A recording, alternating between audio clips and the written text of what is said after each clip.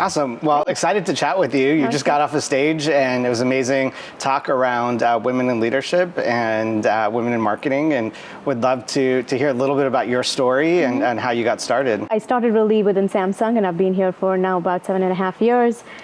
Started in the mobile division as in strategy and operations, and then really graduated to moving to marketing, did segment marketing, B2B marketing, and from there moved into the display division, and I've been there for the last about 4 years. So everything as part of my career right now is consumer marketing, B2B marketing, ops, marketing operations, media, social, digital. So it's been a great journey. That's awesome. I think marketing and advertising evolves so frequently. Very fast. And you always have to just stay ahead of the consumer and lead folks. When you think about marketing, how do you think about brand and performance? Because I feel like based on the different areas that you've been in within Samsung, I think that's probably evolved as well. It has changed dramatically. So brand building is a big focus for us as the number 5 brand in the world, really internationally within the US, as well as we take our products to the market.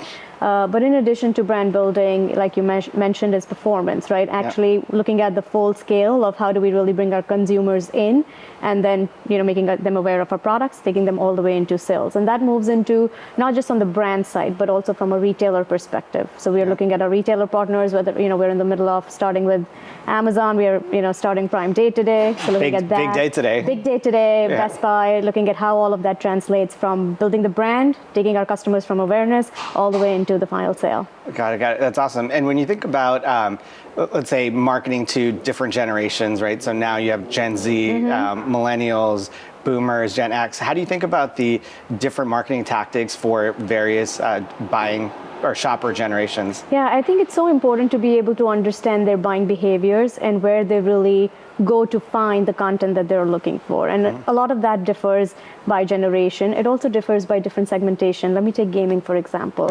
Within gaming, even within gaming, we have, yes, the demographics, but also hardcore gamers versus core gamers versus people who game to have fun, right? Like the hobbyist gamers. So their buying behavior is so different. The social media platforms that they're using are very different. So how do you look at that? How do you target them? How do you serve up content that's relevant to them for their specific areas?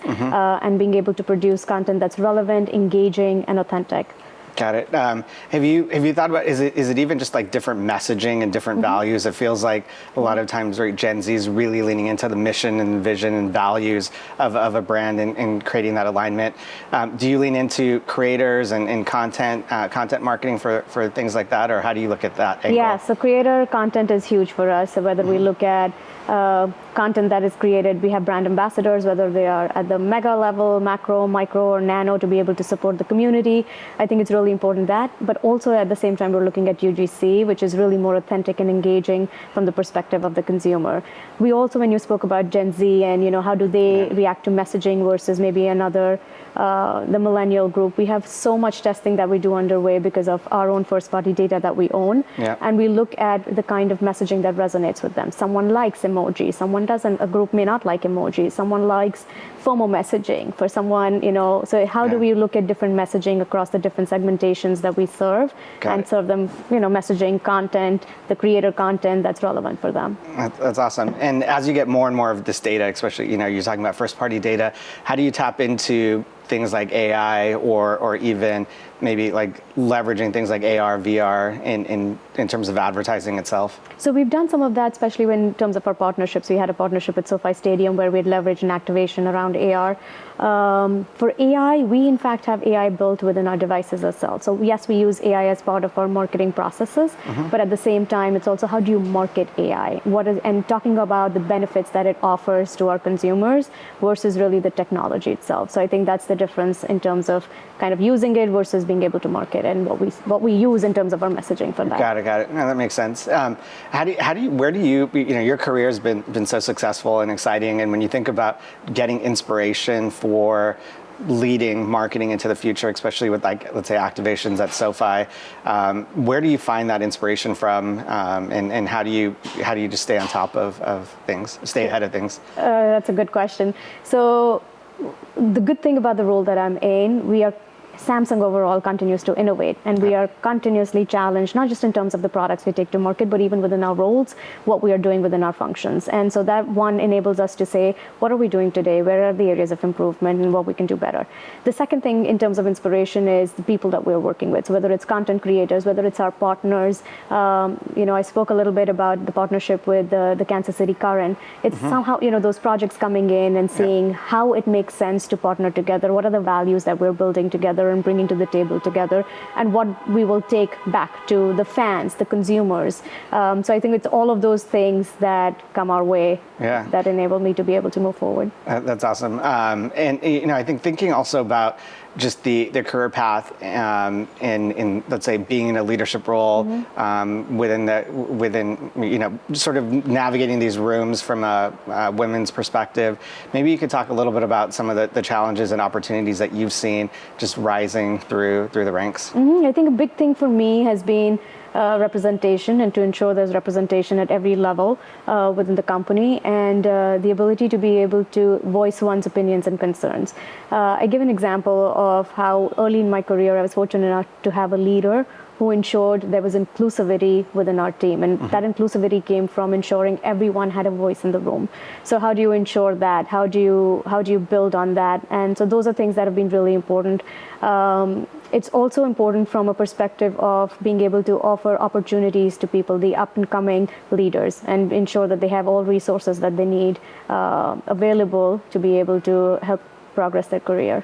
Got it. That's great. And just thinking about maybe even for, let's say, young, aspiring women that are looking to move up the ranks, and any recommendations for them? How would you help them sort of foster their career? It's a two-way street in my view. Yeah. Every time I've had to speak about my career, you need to be your own advocate. So I think it's very important for one to be an advocate. So yes, I can do a few things as a mentor or a sponsor and open a few doors, but also the responsibility lies on the person in front of me. So I always say, be your own advocate. You have to ask for the things that you want and need. Yeah. If you don't ask, how are you ever going to get it? But to ensure you have backup, so you're able to pull together the reasoning on why you're making the ask. The second thing I always say is try and get a board of directors, and that's been important. Even in my career today, I have a board of directors of people I go to for different things. So it's not maybe as structured as a mentorship program where I have a mentor where I meet every month. I have that too, but I also have this board of people that I can go to for